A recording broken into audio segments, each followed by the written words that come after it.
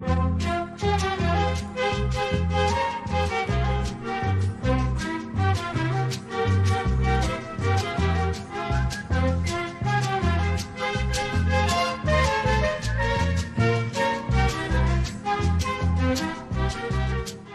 was asked by friends if we had a presentation highlighting a book written by my dad about Colombia.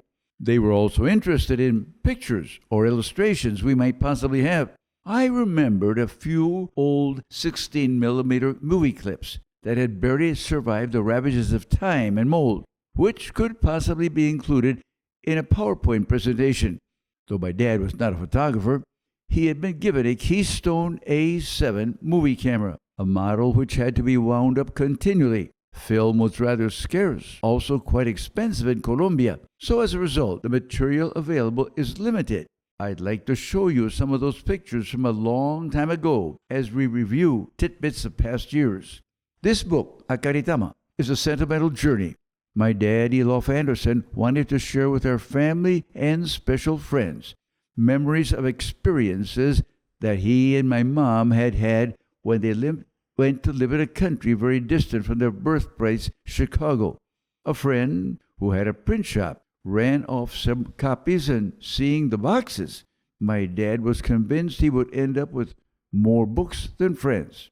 Now, they are so scarce, I saw on Amazon that one Hacaritama is currently being sold for $55 plus $3.99 shipping. My dad would not have believed it. For this presentation, I have chosen representative passages from the book, as well as some of the Keystone movie clips to illustrate what caught my parents' attention as immigrants of Scandinavian background who went to live in Colombia. Much of the footage has unique historical value because it captures scenes not recorded anywhere else. I would like to begin the story a generation before, focusing on the word Pullman. What does that bring to mind? For some people in Latin America, Pullman means a sandwich loaf type of bread. For others, it meant a certain kind of car built 100 years ago in New York. Less than 20,000 Pullman vehicles came off the assembly line and were probably discontinued because with 6 instead of 4 wheels that hit the road, the poor passengers would have an extra bumpy ride with all of the holes, especially in Barrio La Merced of Cúcuta. The Pullman was definitely not appropriate for some of our Colombian roads, even today. The word Pullman not only brings to mind a loaf of sandwich bread, antique cars. Who hasn't shopped for a Pullman mattress? Pullman came to describe sleeping comfort, surely inspired by the train coaches known by that name. They were fancy railroad cars built in the town of Pullman, south of Chicago. That has historical importance for our family, as you will see later. Inspired by experiments in other countries, in 1880, the rather eccentric inventor and manufacturer George Pullman bought acres of marshes and prairie in order to develop a model industrial town for the New World. Of the 4,000 acres purchased by and drained by Pullman, only 600 were destined for factory, offices, warehousing. All the rest, 92%, were planned for housing, parks, recreation. Mr. Pullman wanted to provide comfortable homes for his employees. He understood the importance of protecting the environment, so he planted 30,000 shade trees, which, along with the abundant landscaping, combined to make the town of Pullman one large, beautiful park. The company made sure the landscaping was maintained. Garbage was collected daily. Even the workers on the assembly lines enjoyed benefits uncommon for those times. The construction of the houses built for the employees was of such quality that after 140 years, many remained standing. Pullman's philosophy was, a happy employee is more productive. And for this reason, immigrants from many countries and ethnic backgrounds were attracted to the area. I'll tell you more about Pullman and my ancestors' relation to it later. But over 3,000 miles away from the town of Pullman in Colombia, another model project in South America, no less ambitious, was also completed in the same length of time. only 4 years. It was an airborne transportation system, a spectacular accomplishment when taken into account the difficulties of terrain, construction supply, finding competent labor, and a host of other obstacles. For centuries, the mobilization of people, freight, had been quite a challenge to and from the city of Ocaña, founded 37 years before Europeans arrived in Jamestown, Virginia, nearly 4 decades before the first permanent white settlement in North America. In 1570, Francisco Fernández de Contreras had founded Ocaña in the Hacaritama Valley of Colombia, which during the first 350 years of its existence depended on mule trails to reach other areas, which were a far cry from being modern highways. Even so, Ocaña had its so-called royal port on the distant Magdalena River. Anyone who has been there would hardly call it royal, but it did host an important personage, the visionary liberator Simón Bolívar. He arrived for the first time on January 8, 1813, during the military campaign to achieve independence from Spain. However, the biggest claim to fame began just 12 years later, when a corporation was founded by the German shipping magnate John Bernard Elbers. He brought the first steam paddle wheel boats that navigated the Magdalena River. They were large, impressive ships that transported cargo as well as passengers. Those who disembarked at the port I mentioned, Puerto Real, would finish their trip to the mountainous area of Ocaña on muleback and return the same way. It was an all-day plodding journey over rocky trails. In spite of the lack of connecting roads and the miserable excuse of simple houses, Puerto Real became an important port where ships could both unload and receive cargo.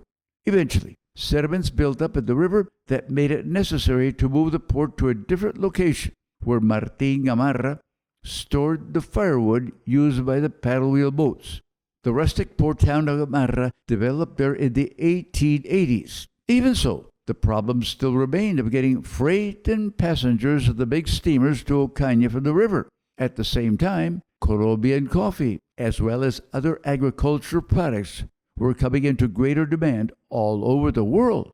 It became increasingly urgent to improve transportation, especially to the mountainous regions of Central and Eastern Andes.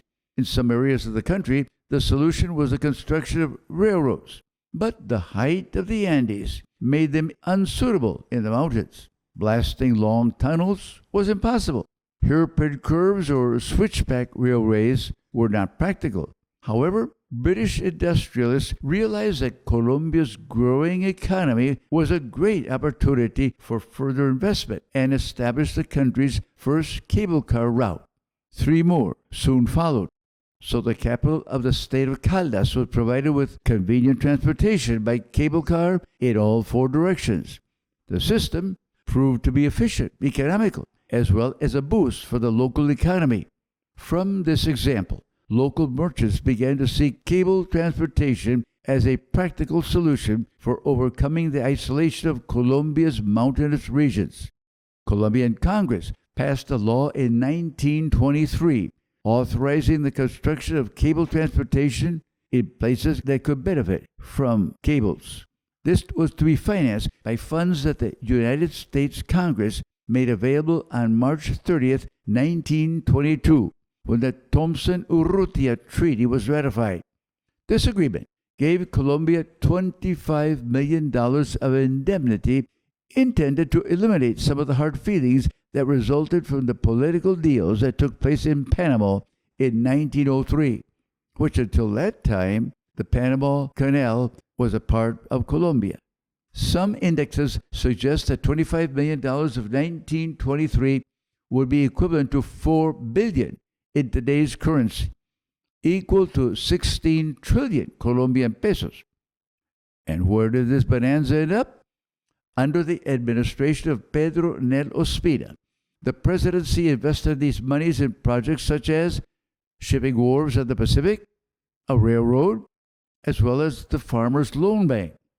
10% of the indemnification was invested in the Gamarra-Cucuta air cable cars. But the project was considered finalized once it completed only as far as Ocaña, just 30 miles from the port of Gamarra. It never reached the state capital of Cucuta, much less its final intended destination of Maracaibo, Venezuela. It served for only one generation. In spite of limitations of itinerary and duration, the 5 impressive circuits built under the supervision of British engineer James Ferguson Lindsay were a great benefit during the 20 years that the cable served the region.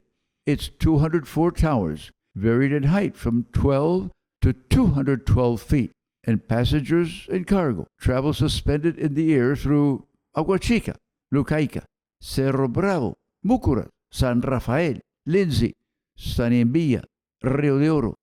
When air cables were first proposed as a solution for the difficulties in transportation to Colombia's mountainous regions, a national network of highways was unthinkable due to the fact that the auto industry was just getting underway. Also impossible was the costly and lengthy process of building railroads in that terrain. The cable car offered quick, fairly comfortable travel in comparison with all the inconveniences of muleback.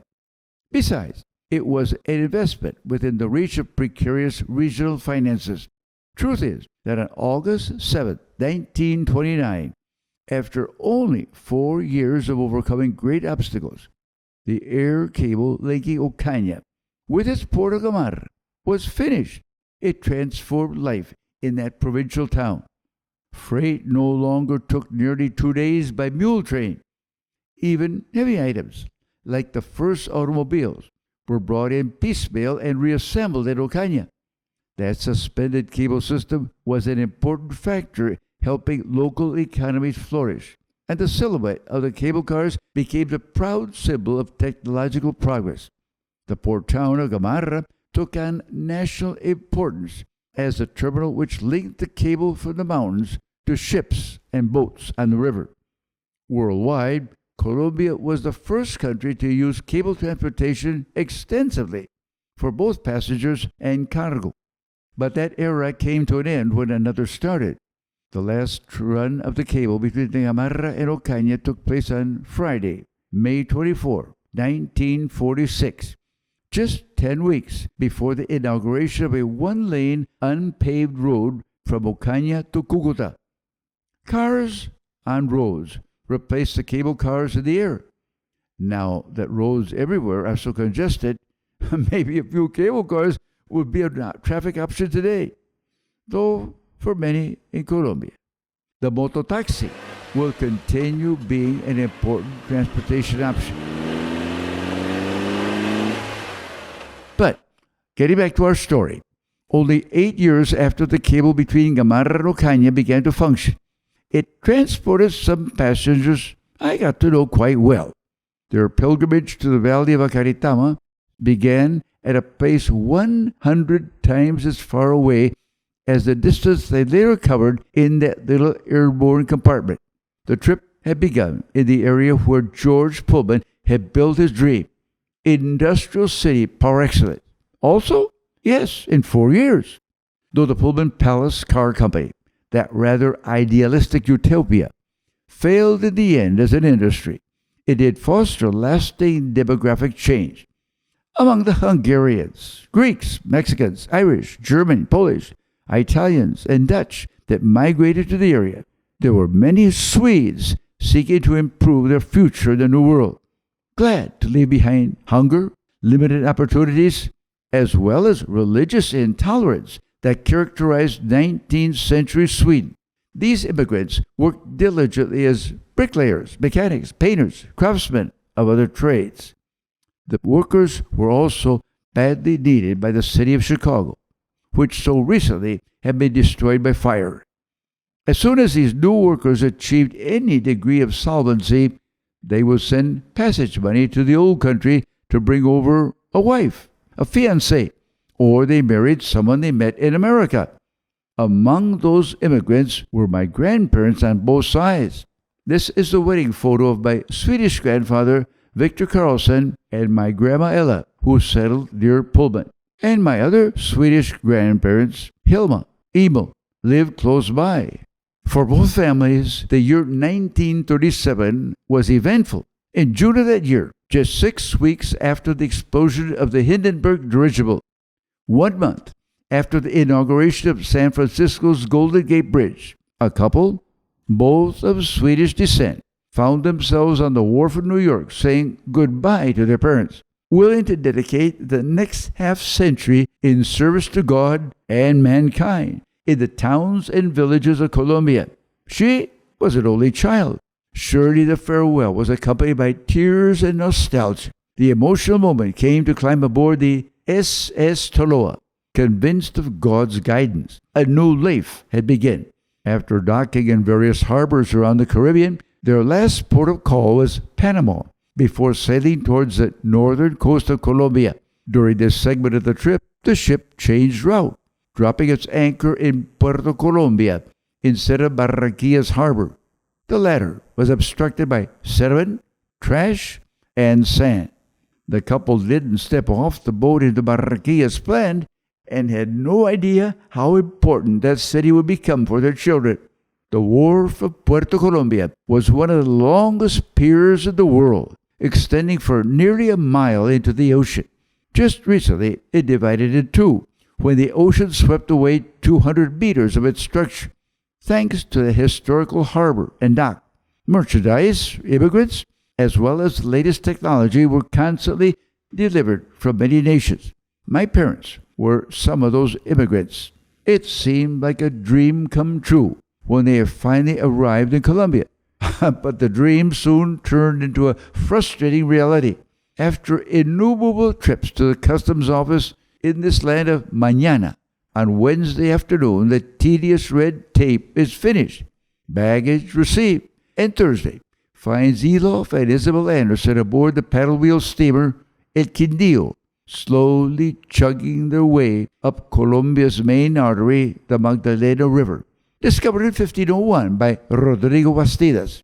At that time, the river was still known by the natives as the Yuma, the friendly river. Hour after hour, jungle scenes unfold like a movie repeating itself.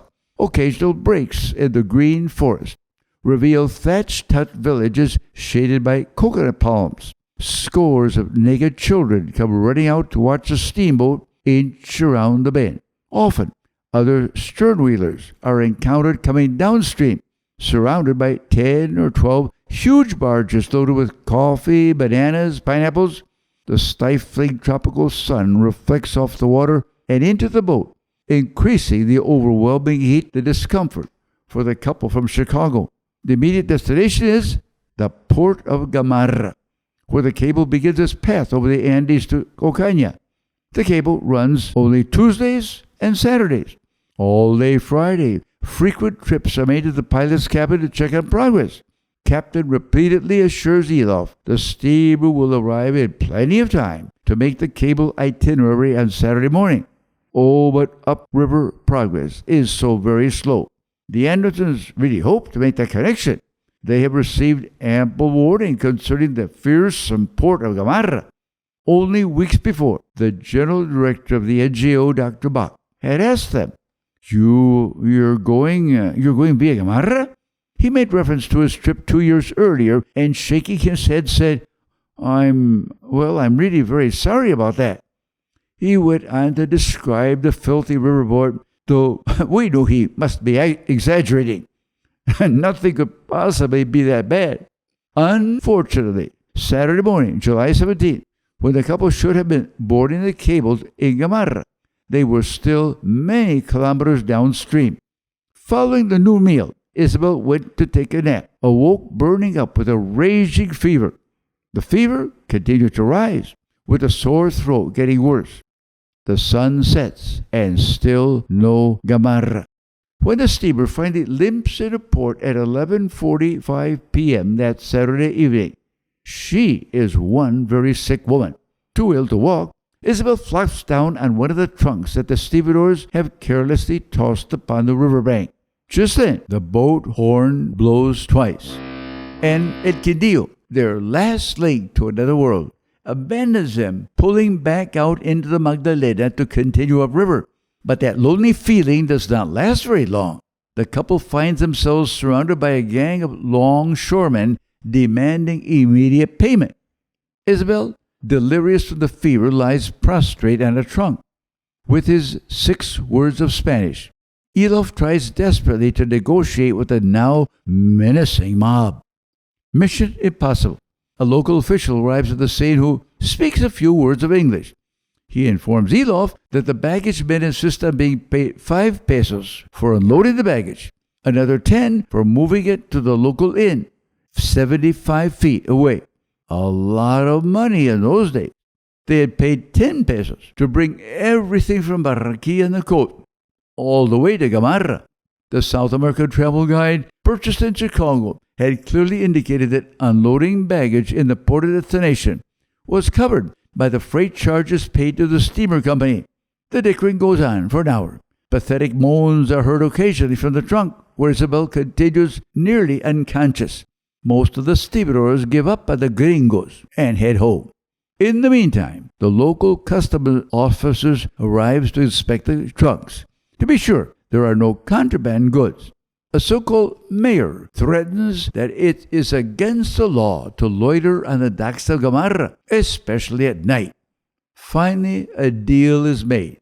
The stuff will be carried to Hotel America for 3 pesos and no charge for the unloading. Exhausted, the immigrants manage to traverse the 75 feet to the inn, which at that hour feels like 750. Hotel America. What a mock. Awful, terrible, disgusting, horrible, incredible. The 2-story wooden structure has a room upstairs, furnished with 4 iron cots, straw mattresses covered with a sheet. For a moment, it almost seems like paradise after the 2 hours of discussions on the riverbank. But the couple has only escaped from one mob to find themselves facing another. Rats are running everywhere, their pitter-pattering only interrupted by the roosters, which crow all night long. The fever gets worse. Remedies of hot lemonade, aspirin, useless. Sunday morning, Elof goes out, desperately looking for help. He runs into their new friend with his limited English vocabulary. A doctor of sorts appears, prescribes several pills which have no effect. The day is endless. Sunday night is a complete nightmare, as once again Isabel becomes delirious. With one hand, Elof holds his wife's. With the other, he keeps throwing bits of orange peel at the packs of rats that have enthusiastically returned. But bringing reinforcements. Will this terrible night never end? Monday morning, the temperature is down to 103. Throughout the day, women of the inn come to call, feel Isabel's head, shake their own, go out for more lemonade.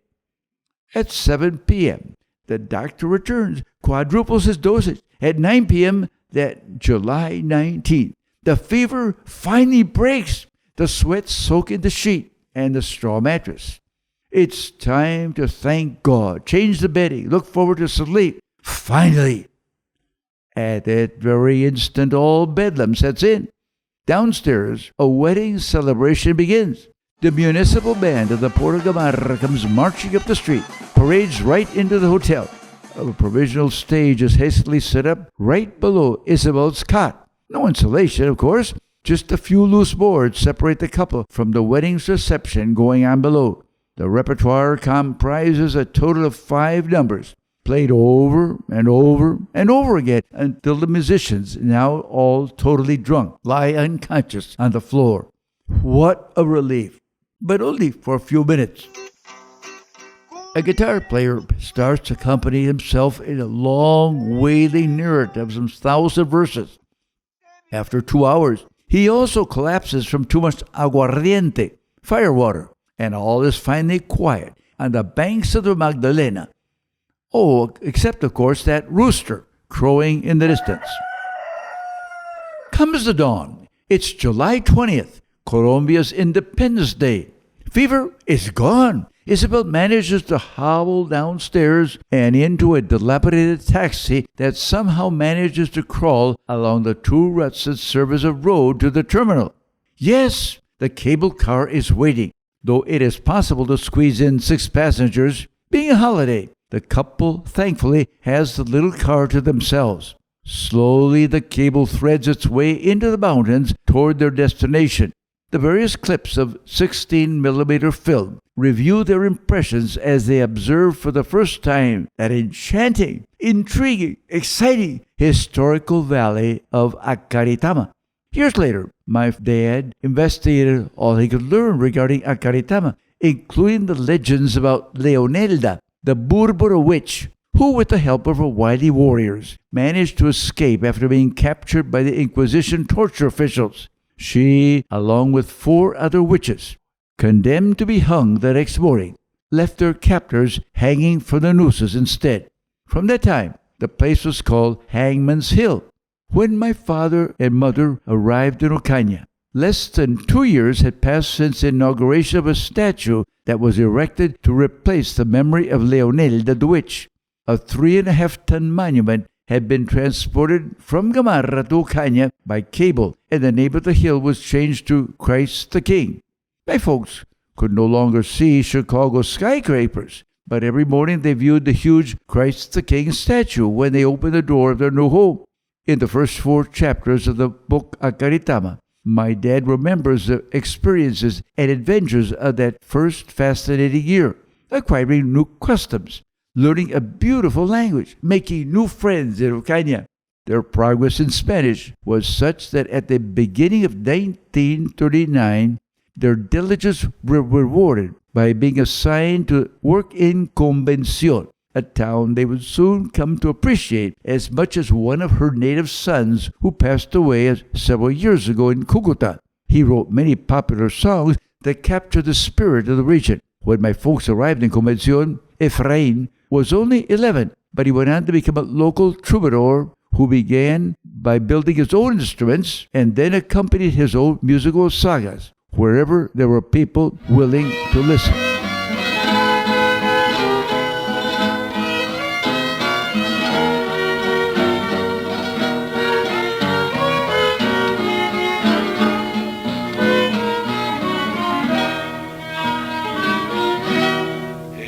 Tierra natal, allá en la Vega, quedó mi cafetal, también mi escuela, nació gente intelectual,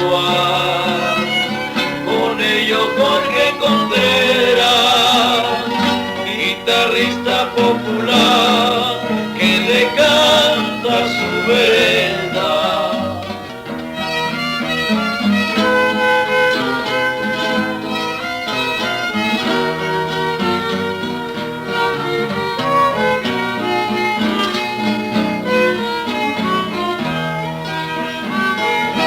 Nació Amado Solano, también los Alberinian, los Pavas de Anastasio, el porero de la trompeta, mujeres que engendraron tanta belleza, en nuestros corazones sembraron el amor y la nobleza.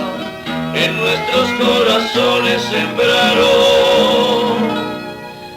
el amor y la nobleza.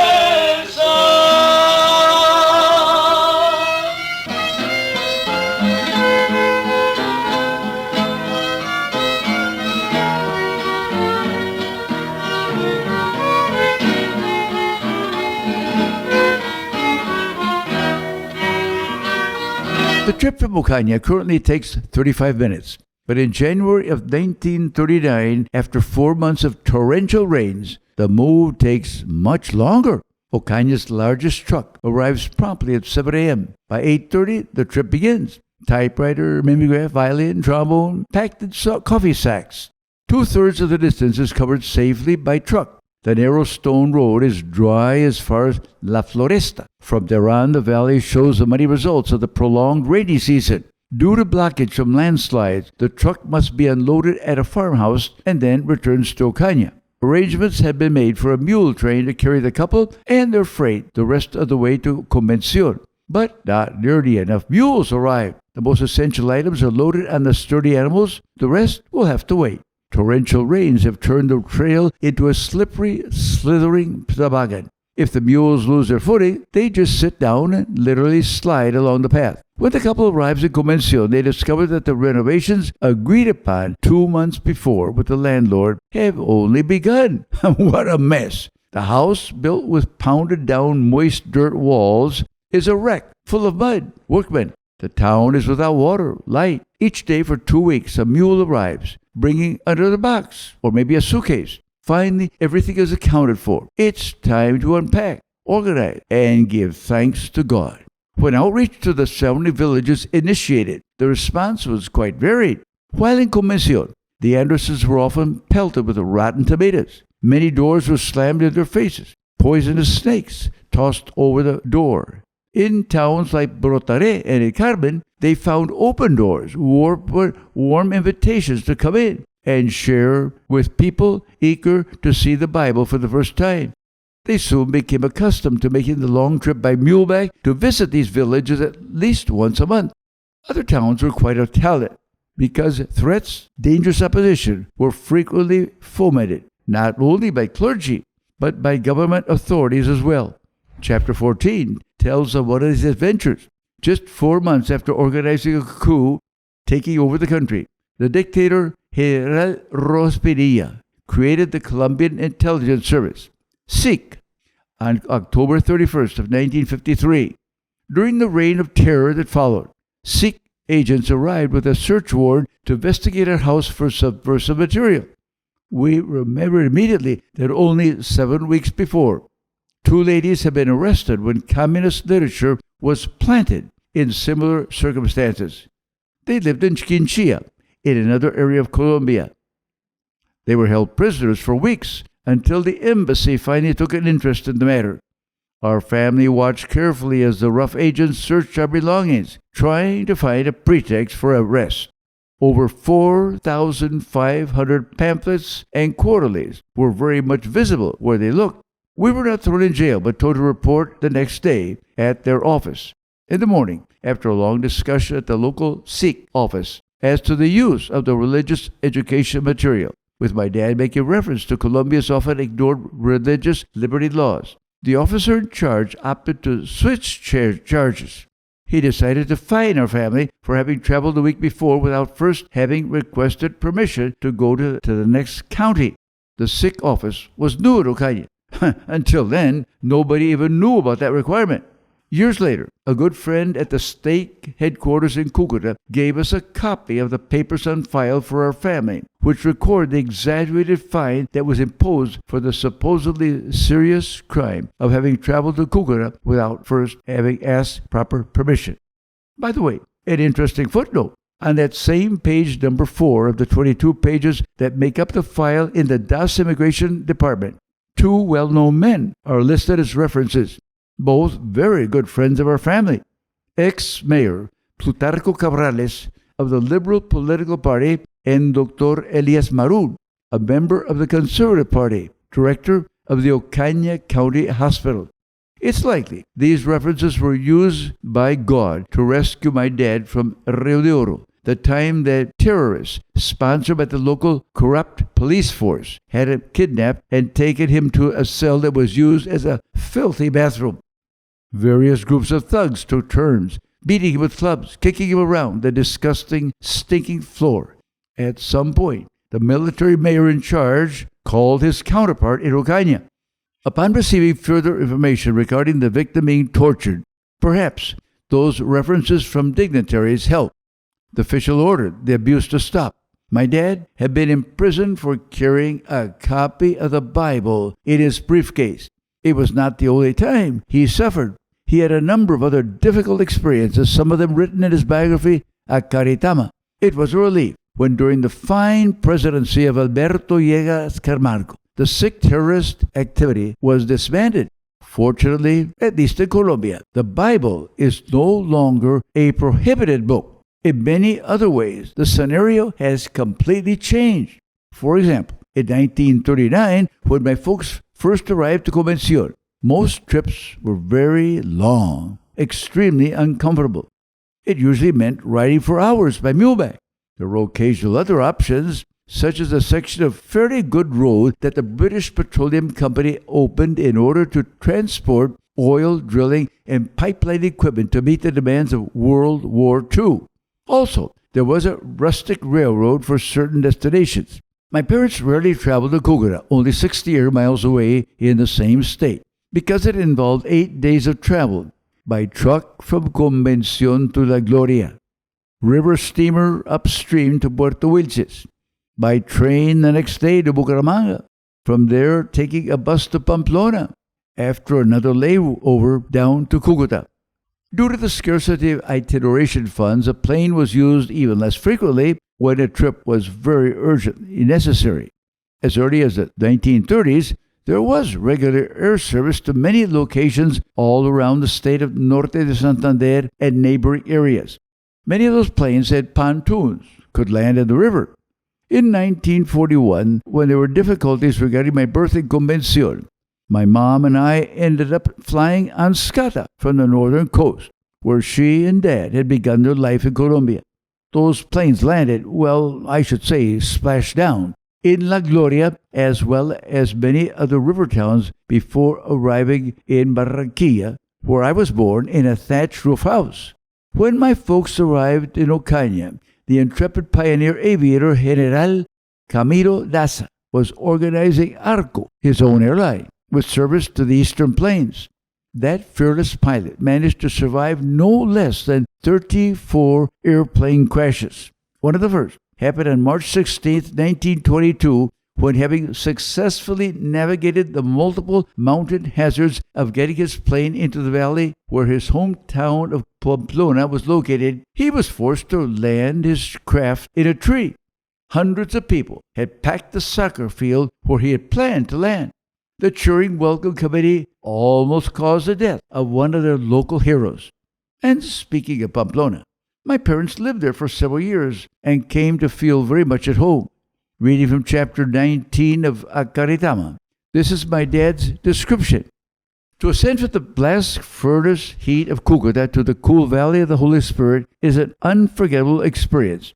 The climb into that refreshing basin is via a mountain trough, through which cascades the legendary and problematic Rio Pamplonita.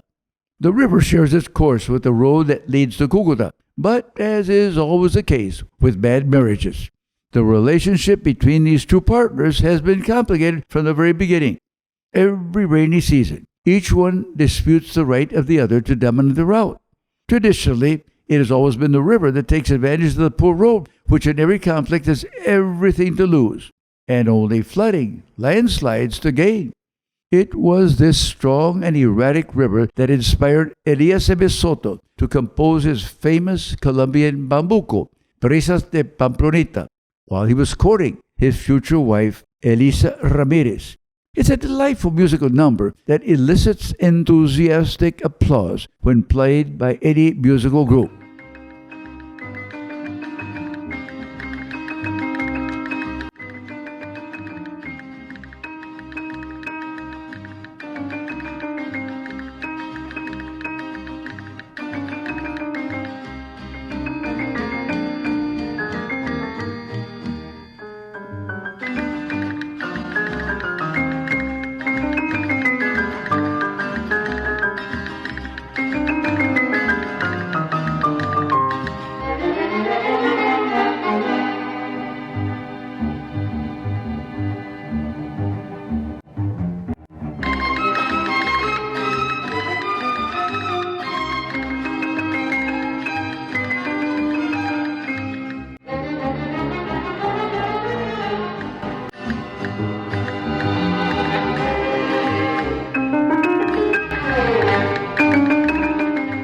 Chapter 17.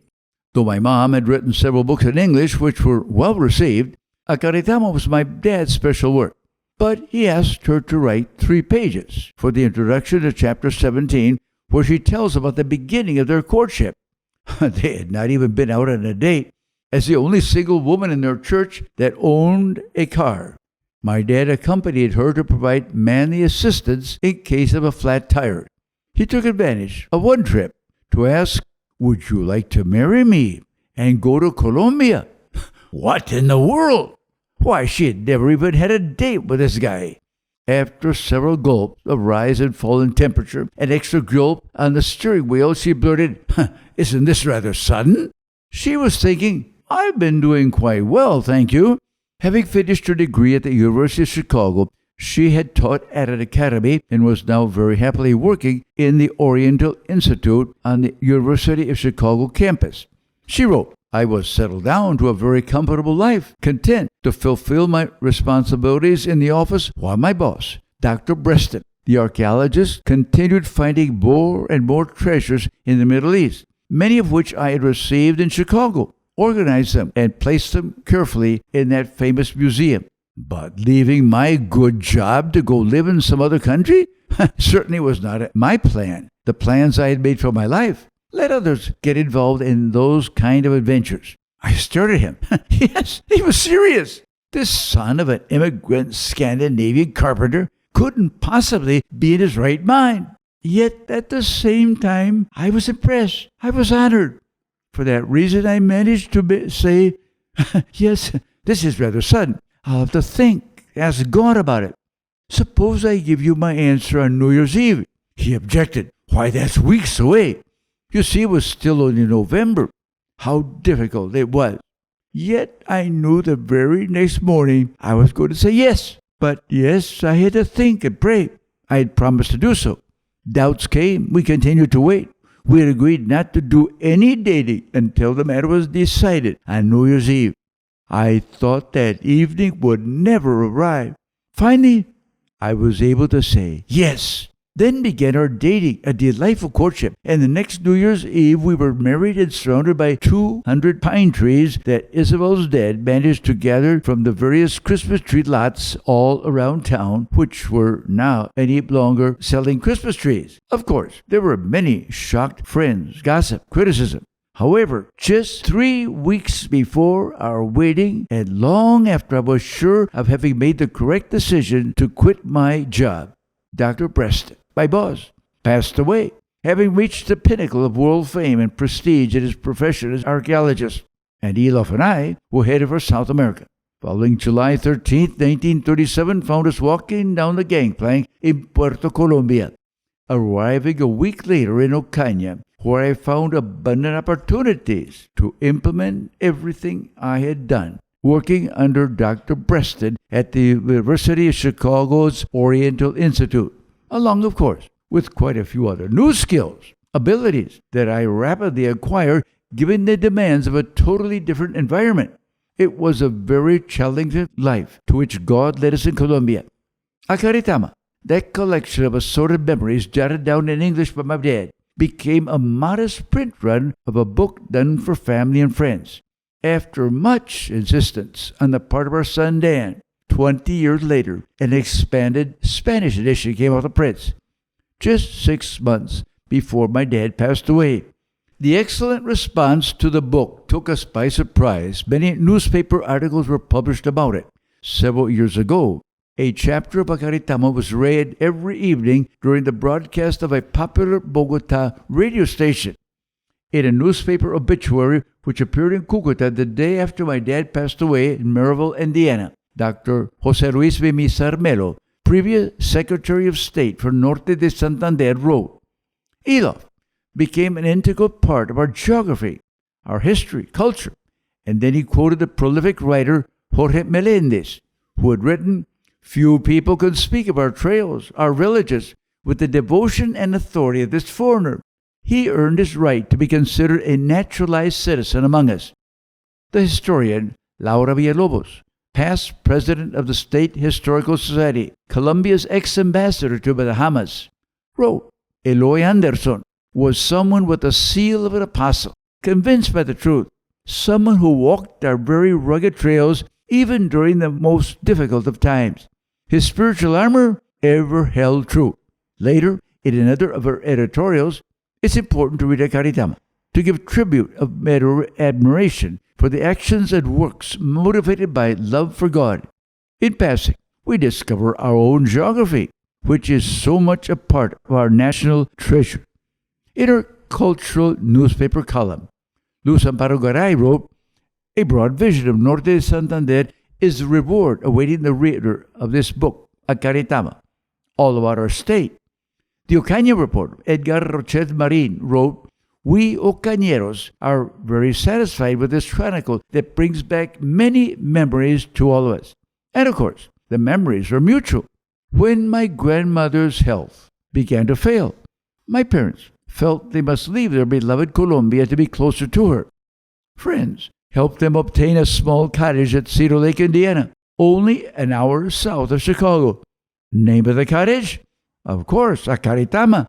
And the door of the garage was painted with an interesting mural recalling typical scenes of Colombia observed during almost half a century in the enchanting valley of Hacaritama.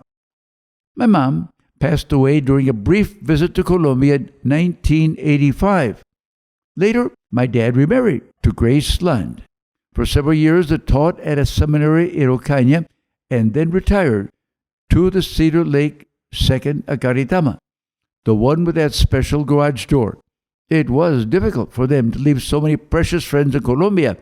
In her August 5th, 2000 newspaper column, Laura Villalobos wrote, "Speaking of love and friendship, I have set before me today an ample terracotta tray where I have placed a few of my favorite things. An old picture album, the Bible, Don Quixote, Dante's Divine Comedy, Vivaldi's Four Seasons, a book by Elof Anderson, a card with a beautiful pressed flower, a poem, 2 treasured candies wrapped in silk paper." When the book came off the press, Dr. Jose Luis Bibizar wrote in his newspaper column, "Hacaritama is a beautiful work, an odyssey of a man's experience with God, a confrontation with a wisp of time, with fathomless eternity. It reveals and communicates a most thorough and learned understanding of the geography of an adopted country and its history.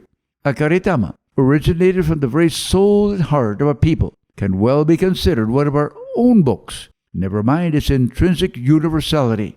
Elof expressed his love for Colombia," wrote Jose Luis, "when towards the end of his life he willed that his ashes be laid to rest in the heart of our state of Norte de Santander, next to the remains of Miss Isabelita, who preceded him in her passing 13 years earlier in Cucuta. In the picture at the cemetery, I'm accompanied by my sister Priscilla, who served for many years with her husband in Barranquilla on the northern coast of Colombia. Yes, the same city, Barranquilla, where our parents were headed as they journeyed to Colombia 86 years ago. As newlyweds, they could not have imagined that one day both their children, 2 grandchildren, and their spouses, and 6 great-grandchildren would also call Colombia home."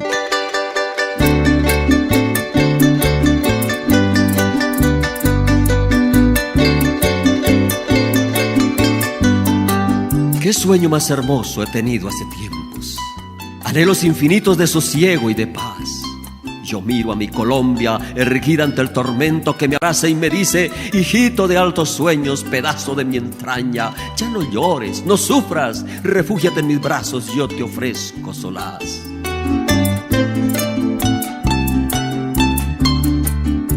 Qué sueño más hermoso, yo lo sigo teniendo. Veo mi patria orgullosa, yo la escucho cantar. Ella sabe que pronto cambiaremos sus hijos, que no hay mal que perdure, que hay un Dios en los cielos que nos ama y nos une y que hará que un día estemos muy unidos y en paz.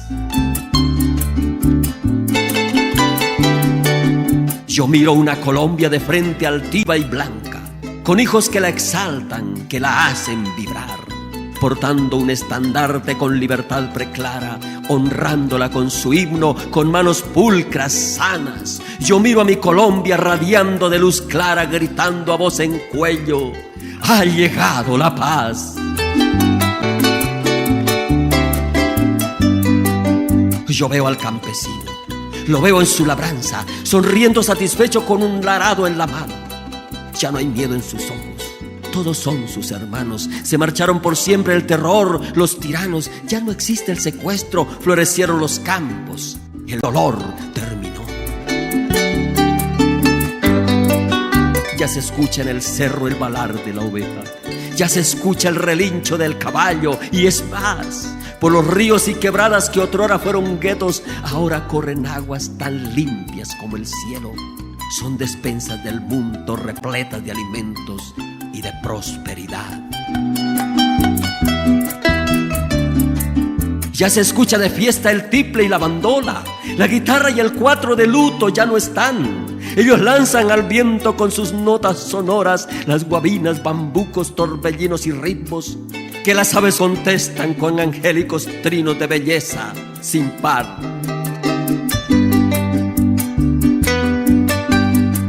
Oh Colombia, oh mi patria, que no sea solo un sueño. Cual profeta yo imploro que esto sea realidad. Soy un hijo que te ama, que salió de tu entraña, y me postro en tu suelo ante el Dios que reclama que tus hijos sean probos, que volvamos al cielo nuestros ojos y el alma, que esa patria es posible, no es un sueño nomás.